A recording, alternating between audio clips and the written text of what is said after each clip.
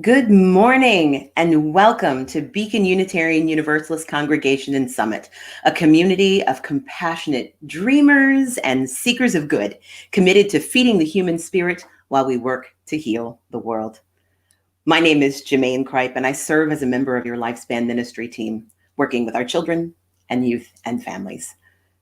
Out of a dozen things you could be doing today, I am so grateful that you chose to be with us, especially since the weather is so nice, you could be outside.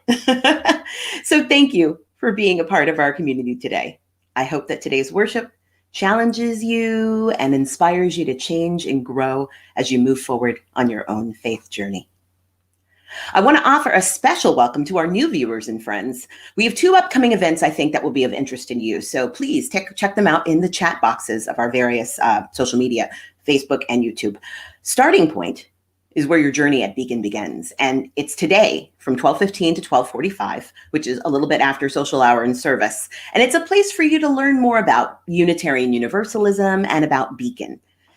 But you need to register for that today by 11 o'clock. Otherwise, you'll have to wait till the next cohort that gets together.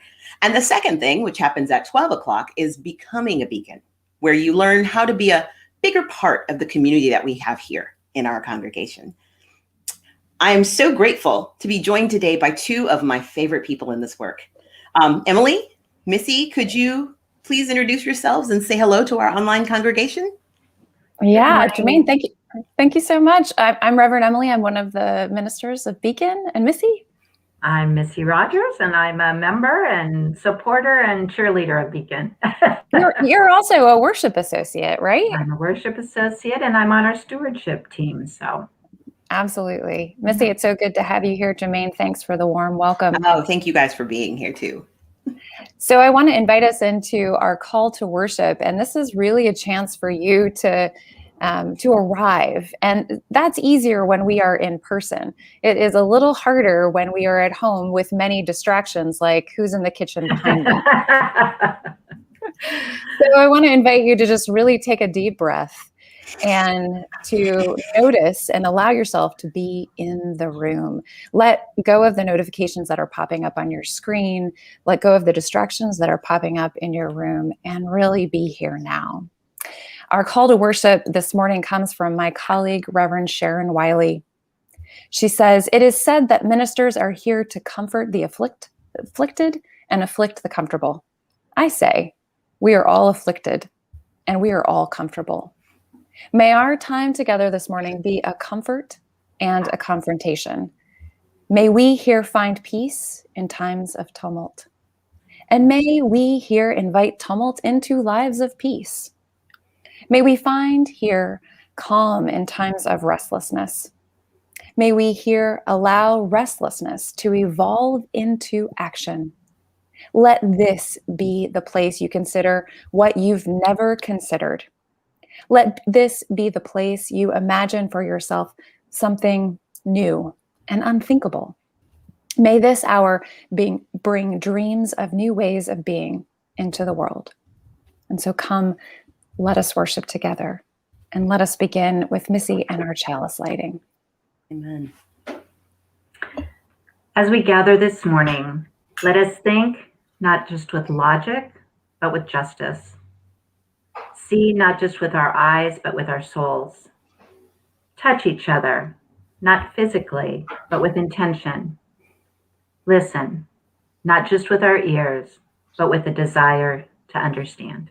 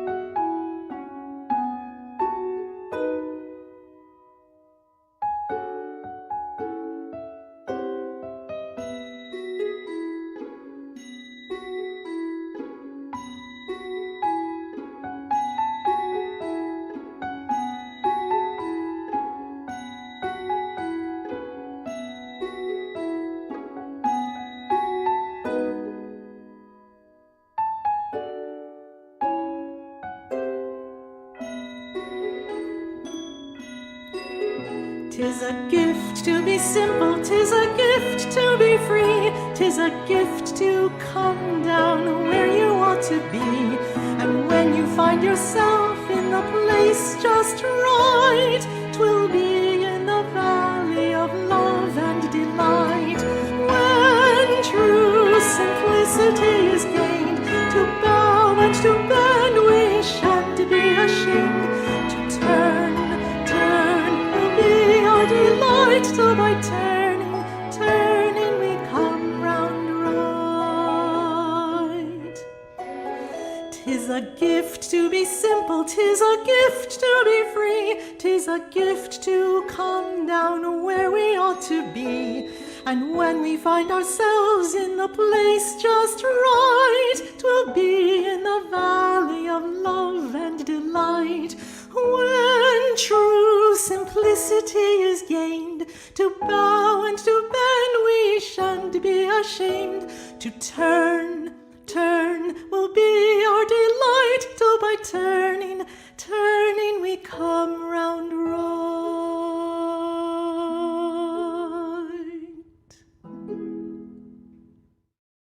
This story is about a time when a group of Unitarian Universalists had to make a difficult decision together and needed to listen to each other. Unitarian Universalism is a living faith. We think that people should be free to believe what they must believe, the truth of their life experiences, instead of being told what to believe. This is what we mean when we say ours is a creedless religion. Being a living faith means that any one of us can change what we believe if we experience a deeper truth that contradicts our previous beliefs. But in order to change, you have to be open to new thoughts, new ideas, and new experiences. You have to open your ears to hear the experiences of the people with whom you are in community. There is a saying that people were created with 2 ears and 1 mouth because we should listen twice as much as we speak. When we come together in community, we have the opportunity to listen to each other and gain a perspective greater than what we would if we had been alone. Sometimes we listen with our ears. When you are a part of a sacred, beloved community, you listen not only with your ears, but also with your heart. A listening heart has the power to help us be better people. In 1948, most congregations and houses of worship in the United States were segregated, that means separated, by the color of their members' skin. Some were segregated by law, others by custom, or by a lack of actively trying to welcome and include all people. The First Unitarian Society of Chicago was one of these congregations. Although their church was located in a neighborhood with many African Americans, only whites could join. According to the written bylaws, those are the rules of the church and according to custom. The day came that many members began to believe that they needed to take action against racism if they were to really live their values and principles. The minister, the Reverend Leslie Pennington, was ready for this day and ready to take action. So was James Luther Adams. James Luther Adams was a famous liberal theologian and social ethicist, a person who studies religion, beliefs, and values. Dr. Adams taught at the Meadville Lombard Theological School right across the street from the First Unitarian Society of Chicago. And he was a member of the congregation's board of directors, a leader in the congregation. Along with some others, Reverend Pennington and James Luther Adams proposed a change in the church's bylaws to desegregate the church and welcome people whatever the color of their skin. They wanted to include, not exclude. They saw this as a way to put their love into action. When the congregation's board of directors considered the desegregation proposal, most of them supported it. However, one member of the board objected. "Your program is making desegregation into a creed. You are asking everyone in our church to say they believe desegregating or inviting, even recruiting people of color to attend church here is a good way to tackle racism. What if some members don't believe this?" Desegregation was a very controversial topic. In 1948, anything about skin color and racism was controversial. Some people, even some who supported African Americans in demanding their civil liberties, believed in separate but equal policies which kept people apart based on their skin color. Respectful debate ensued at the First Unitarian Society of Chicago. Both sides felt in their hearts that their belief was right. Perhaps they were so busy trying to be heard, they forgot to listen, and so they kept on talking. The debate went on in the board of directors meeting until the early hours of the morning. Everyone was exhausted and frustrated. Finally, James Luther Adams remembered that we should be listening twice as much as talking. He asked the person who had voiced the strongest objection, "What do you say is the purpose of this church?" Suddenly, everyone was listening. Everyone wanted to hear the answer to this crucial question. Probably the person who objected was listening especially hard to his own heart, as well as to the words he had heard from other board members through the long discussion.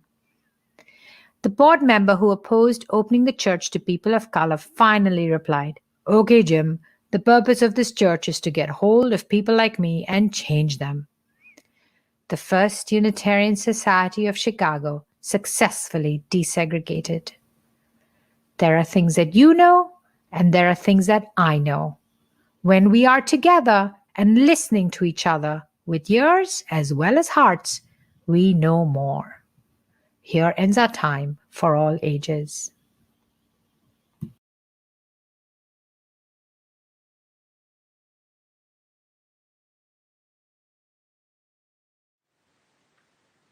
Come with me on a journey of listening. Beneath the bramble of conflict, worry, or weariness, there are seeds nestled in the earth that the thorniest of weeds cannot choke out. There is wisdom that the cacophony of daily life cannot uproot. So here, beloved, in these moments, let us listen to the still, small voice, to the wisdom within the tender spirit of life.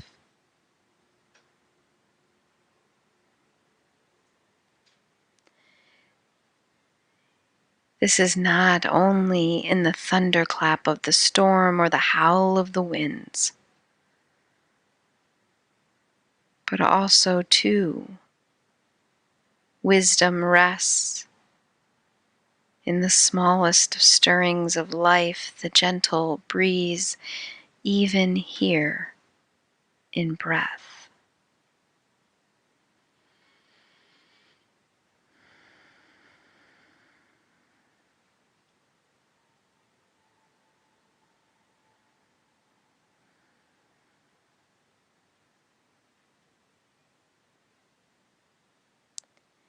From the depths of our listening, gift courage to follow the tender truth, the longing, the vision that is making its way up through the earth to daylight. So may we listen and be heard.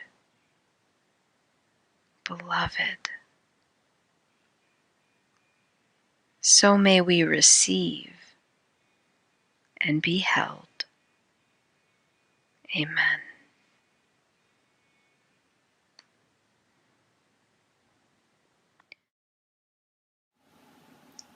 Each Sunday at Beacon, we invite you to light a candle. A candle may represent a sorrow that is weighing on your heart. A candle may represent a joyful occasion like a birth, a new friend, a repaired relationship. Maybe you are kindling a light for the earth, for the healing of our country, for those suffering around the world. A candle may be on behalf of someone. If so, we invite you to put their name in the chat so that we can hold them in our community. As we begin the kindling of lights, we think of the 2,562,859 people who have died worldwide from COVID-19. Let us hold them and their loved ones in a moment of silence. We also light a candle of witness for Andrew Hogan. Andrew Peter Hogan was born October 6, 1995 in Trotwood, Ohio. Showing an early talent, he won the MLK Prose Poetry Art Contest in elementary school, as well as winning an art award at Trotwood High School. His art was exhibited at the Metro Art Center and the Metro Library Teens Art. He then attended Sinclair Community College and studied education in art. Rather than the traditional type of art, Andrew pursued his own adventure in animation art and eventually created his own online business in this field. Andrew died in an altercation with police on February 6, 2021. He was 25 years old. Andrew leaves behind parents, Andre and Burnett Hogan, brothers Luke and Titus Hogan, and a host of uncles, aunties, cousins, and online friends. We light this candle of witness for Andrew Peter Hogan. May this ritual of kindling light together remind us of the interdependent web of all existence, of which we are a part.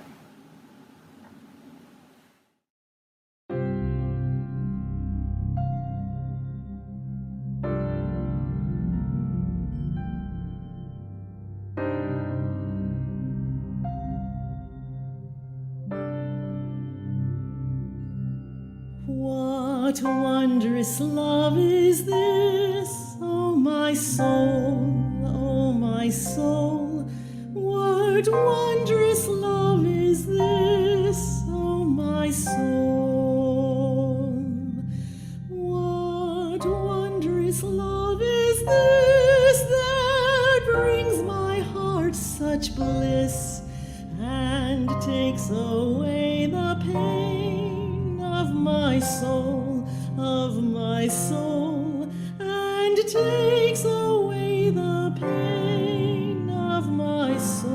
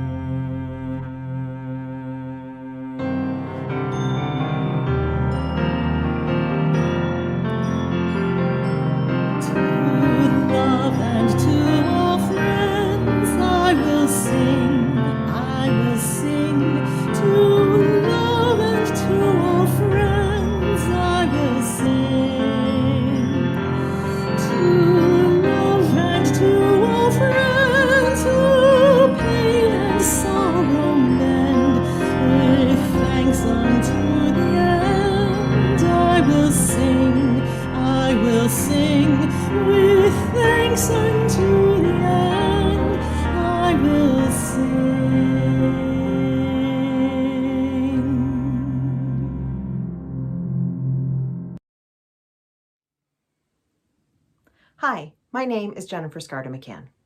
Some of you know that I was raised as a Unitarian Universalist in Texas and didn't attend church for many years. In fact, it wasn't until my husband and I had settled here in New Jersey and were looking for a church for religious education for our son that I found Beacon. And I knew within just a few visits that we'd found a place that could really be a home for us. I started out volunteering in the RE program and eventually moved on to working with our junior youth in our youth groups. At around the time of one of the first lessons I taught, I remember feeling very nervous about standing up in front of a group of unfamiliar kids and teaching a curriculum that I had only read the night before. At the time, one of our staff members told me that it was okay if the kids didn't seem all that engaged in the discussion or particularly interested in each individual lesson. But what was most important was to keep showing up and listening, and that eventually that would mean everything. It's advice that I've passed on to other parents the first time that they've been teaching RE. In fact, I passed it on just this fall when we transitioned to virtual learning and we're teaching a Twilight Zone-based class to our junior youth. And I know that logically showing up for each other and being present is how we build relationships. But this past year has made that ever more clear to me. In the past year, my family has moved and uprooted our kid from the only school system and friends he had ever known. We've also taken on caretaking for elderly relatives who moved in with us and worried about our aging parents who live on other coasts of the country with uncertain medical prognoses and no way for us to get to them. And all the while, we've been running 2 small businesses and been very uncertain of what kind of income, if any, we would have for the year.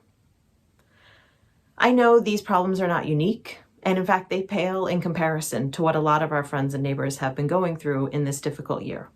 But every step of the way for us, our Beacon friends have been checking in on us and reaching out and just reminding us that we have a community of support. And that has made all the difference in letting us cope with this year. It's helped us transition to virtual school. It's helped my son find strength in new technologies and new ways of connecting with people. And it's allowed my parents to see their grandchild in a virtual Christmas pageant, which is the only time they'll get to see him this year. In fact, just recently, last month, it was my son's 15th birthday, and we had found a way for him to sort of celebrate with his friends and make it feel like it was, a special birthday for him.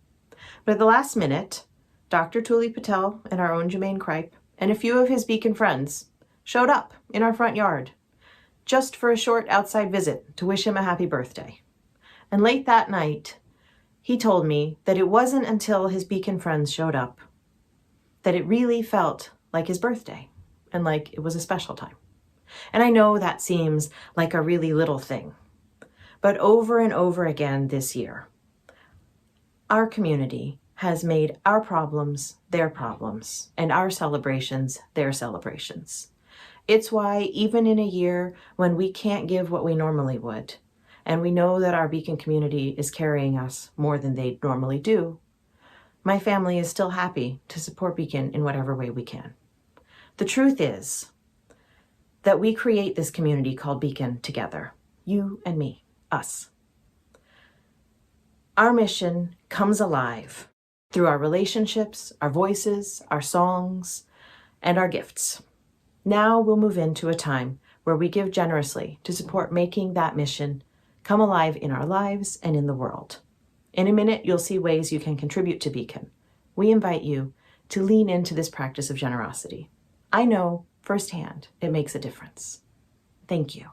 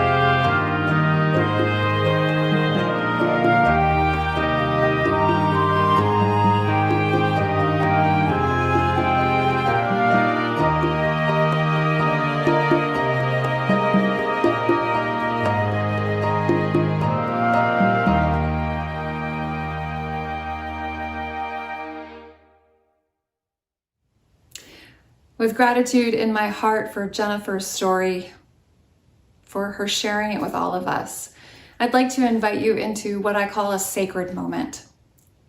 In order to create this sacred moment, you really need to let go. Let go of the distractions that are in your room. release the notifications that pop up on your screen, and to breathe. Let go of the clanging in your mind. Release the tension in your body. And really open yourself. Invest in yourself. At the cathedral that is Broadway United Methodist Church in Indianapolis, Indiana, Reverend Rachel was meeting with members and neighbors who were biologically blind. She wanted to hear their stories and learn more about their gifts. She didn't have long to wait before challenge and inspiration came into the room. She began by asking the question, how does the seeing world treat you? One participant didn't hesitate to correct Reverend Rachel. That's not the right language. It's the sighted world, not the seeing world. Just because you have sight doesn't mean you can see. Just because you have sight doesn't mean you can see. I would add another truth alongside that one that we as a congregation will dive deeply into this March. Just because you are capable of hearing doesn't mean that you are listening.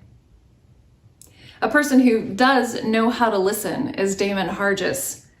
He lived in the neighborhood around Broadway United Methodist Church.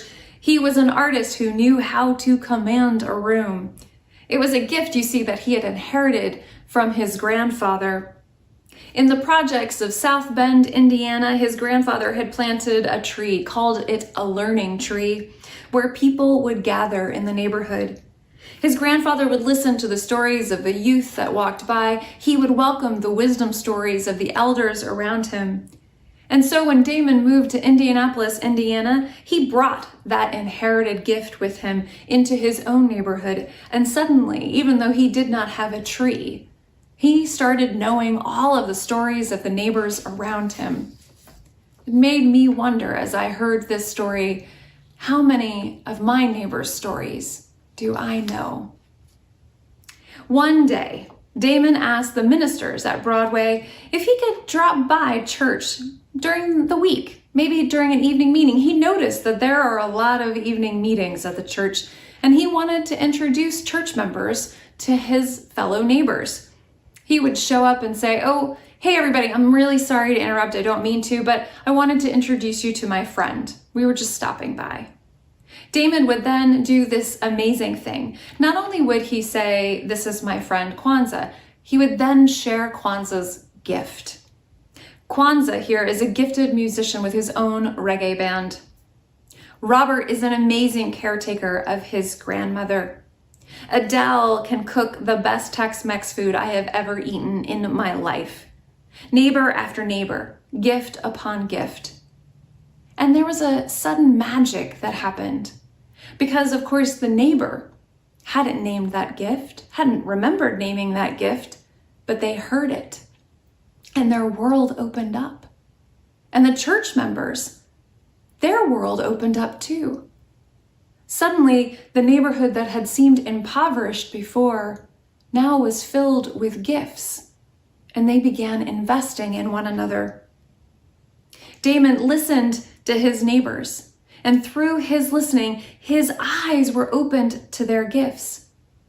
So in fact, you see these two truths about seeing and listening, they work hand in hand. When we listen differently, our vision opens, and so does the world. Well, the ministers of Broadway Church, they knew this ministry when they saw it. It was real. And they asked Damon if he would like a job doing what he was already doing. And his job title would be the roving listener. Damon visited a different block in their neighborhood every week, visiting household after household. As told by their minister, Mike Mather, Damon talked with every person of every age in every house. Then he gathered the neighbors together to showcase their gifts to one another. Sure enough, a neighborhood that once only saw what they lacked was suddenly transformed. They now heard one another's gifts. They now saw the strength of their neighbors. Mather said, Damon's lesson reinforced the idea of focusing our efforts on building what is present rather than what is not. I wonder if that would change your vision today. If you started looking for what is present, if you started listening for the gifts that are all around you and naming them for the people around you, how would that shift your experience of the world? There is a lesson here in how to live. Because you see, we only see what we expect to see. We only hear what we expect to hear. And too often, we limit our vision and our hearing by naming only the problems that we are facing. We limit it by our fears and our anger and our ego. It's like seeing life only through a narrow keyhole. As teacher Richard Rohr says, we see what we need reality to be. We see what we're afraid of or what we're angry against or what we want to control. We'll see everything through that anger, fear, and ego. In other words, says Rohr, we won't see life at all. Beloved, I am ready for a new way of living. I'm tired of this. I'm tired after this year of pandemic of only seeing the problems and what is before us. I need a new way of life. Do you? One that opens my eyes and ears, that allows me to feel like I am truly alive. Because if I've learned anything, it's that life is a gift and it is short. And we need one another to survive. I don't need to point out people's faults anymore. I need to see their gifts, and I need to know my own. Yes, amen, beloved? That's what I hear in your stories. When you walk through the door, both in person and virtual, you come to Beacon seeking a new way. Come on, it can't just be this. Life has to be richer and deeper. What do I have to do? How do I need to start living differently? Is it the outer world that I need to change, or the inner world, or something in between? Now, contemplatives show us that the way are people who are doing their inner work. They create time and space in their lives to release that grasp on fear and anger and ego, the thing that they get locked in, so that they can unlock the door and open up their perspective on life. Too often we want to escape our outer lives. Amen? Just escape. I know I do. Can we just run away from this? Can I hide underneath my desk? Can I get a different job or change my relationship or leave the country maybe? Now, I will say there is a time and place for moving on. Yes. However, when you're trying to run away from reality, you just find that same stupid reality in a new landscape. Changing the outer life only helps so much.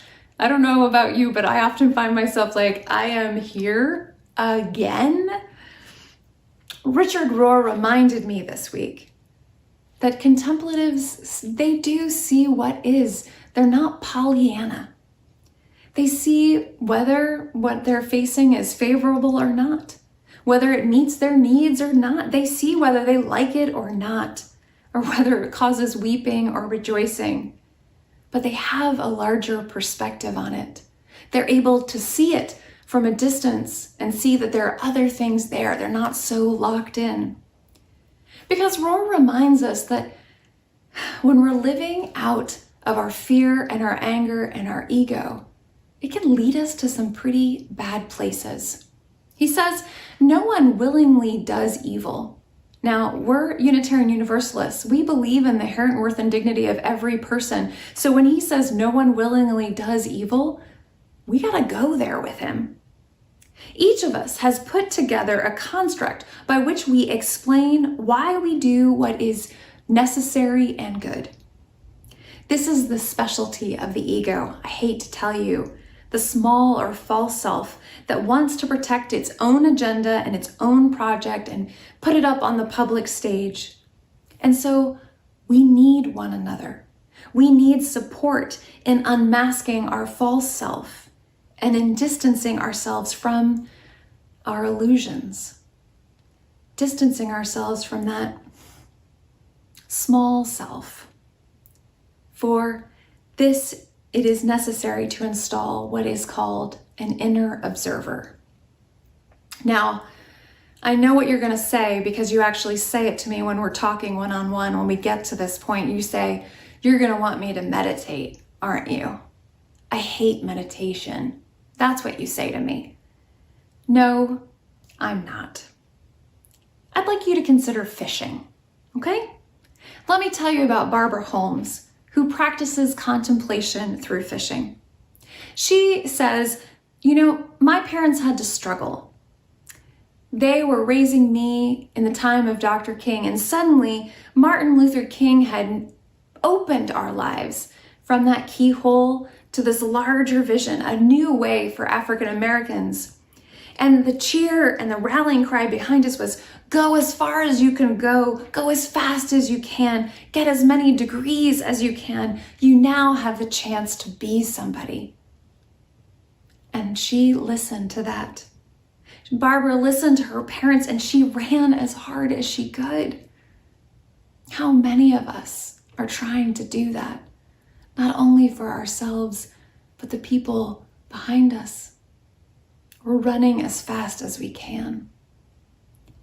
But that's why Barbara fishes.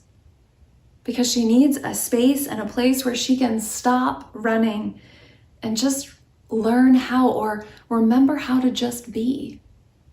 She invests in that inner observer because when she is fishing, that's where she finds a real connection as she looks out at the horizon of the ocean, as the birds are diving, listening to the sound of water and experiencing what she calls the struggle with the adversary, which is the fish.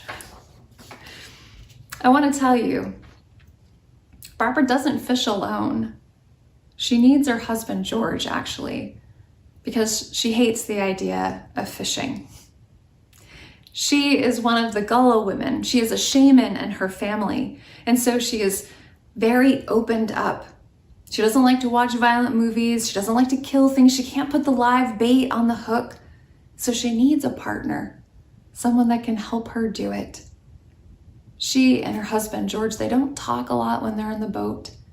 They commune with all that there is and with that still small voice within them. They invest in seeing with new eyes and hearing with new ears. There's got to be something more than running, she says. She writes, it's being in this cycle of life and enjoying that struggle, enjoying giving life back and releasing some, and realizing that this is the dream that I asked God for a long time ago. And so God's grace for me, says Barbara, has been that my husband and I live out a dream I've had since I was a child, to breathe the salt air and to learn how to just be. Beloved, these are sacred moments. And we don't have many of them when we're running from the reality in front of us. And so we have to stop and release and breathe. We have to learn how to go fishing. And so if fishing is your thing, being in a boat on a lake or an ocean, let that be your contemplative practice. If singing spirituals in order as a way to be seen as your contemplative practice, sing those spirituals. If your contemplative practice is going door to door and listening to your neighbors, let that be your contemplative practice. But beloved, let's stop running. Let's find a new way of being in the world, one that unlocks our narrow vantage point, one that not only gives us sight, but allows us to see, one that not only gives us hearing, but allows us to listen. Because there is a larger world out there, and we have gifts that are within us. a daemon himself is listening for. Let us go out there, beloved. Let us build this new way. Amen. Blessed be. Amen.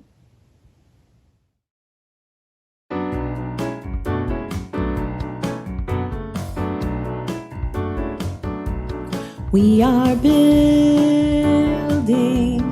a new way. We are building a new way. We are building a new way, feeling stronger every day. We are building a new way. We are working to be free. We are working to be free. We are working to be free of hate and greed and jealousy. We are working to be free. Peace and freedom is our cry. Peace and freedom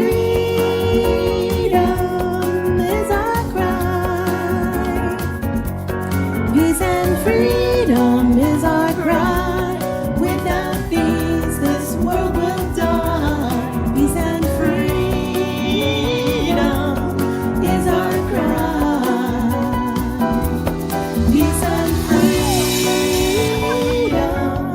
is our cry.